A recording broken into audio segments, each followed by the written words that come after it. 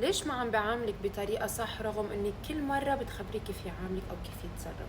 and get ready with me. لان ببساطة هو ما منعجب فيكي بالحد الكافي. الشاب بيعرف هو كيف لازم يتصرف وبيعرف شو هي الطريقة الصح وشو هي الطريقة الغلط، بس لما يوقع على وشه وينغرم وخلص بابا شايف غيري، هو وقف فرقة معه طريقة صح أو طريقة غلط، هو بده الطريقة اللي أنت حتعجبك، الطريقة اللي حتضمن بقائك. لقيت شعرة بيضة.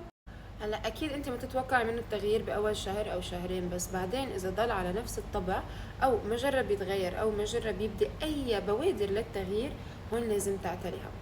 وبكره بس تتركه او بعد فتره اذا تركته او اي حدا قديم مرق معك هاي المشكله، حتلاقيه بعدين عم يحكي مع وحده وعمل لك كل شيء انت كنت تطلبيه. بتعرفي شو الفرق بينك وبينه؟ انه هي عن جد يمكن حبه، مش يعني انه ما كان يحبك، لا بس ما كان يحبك بالحد الكافي، او يمكن كنتوا صغار كنتوا موهومين انه هيدا حب.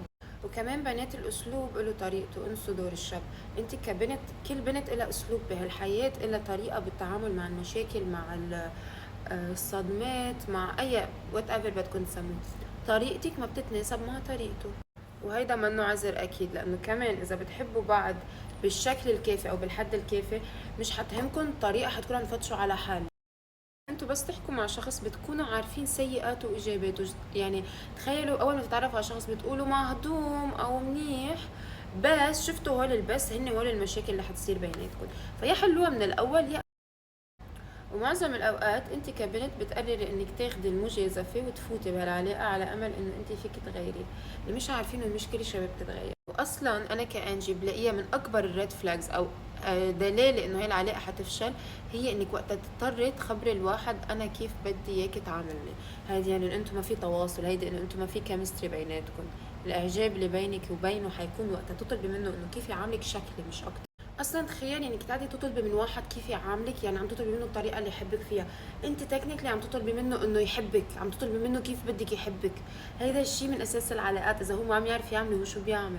لاي بنت اول ما تحسي انه انت بدك تطلبي منه او بدك تشرحي له كيف بدك اياه يعاملك، هربي. يمكن الموضوع يوجعك شوي بالبدايه، بس تخيلي تعيشي معه العمر كله وانت مع شخص ما بيفهمك.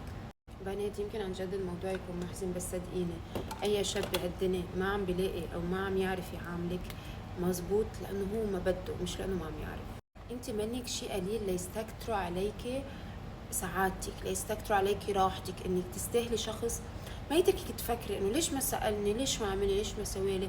الانسان المهتم حيعمل كل شيء.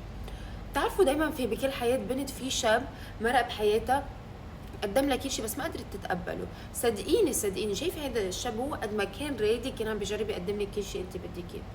هيداكي كمان ليه ما عم، اللي انت عم تطلبي منه يعمل لك شيء، وقت تيجي وحده يحبها لهالدرجه حيتصرف مثل هيداك الشاب. انت بس تمكياجي وقولي نكست وخلص.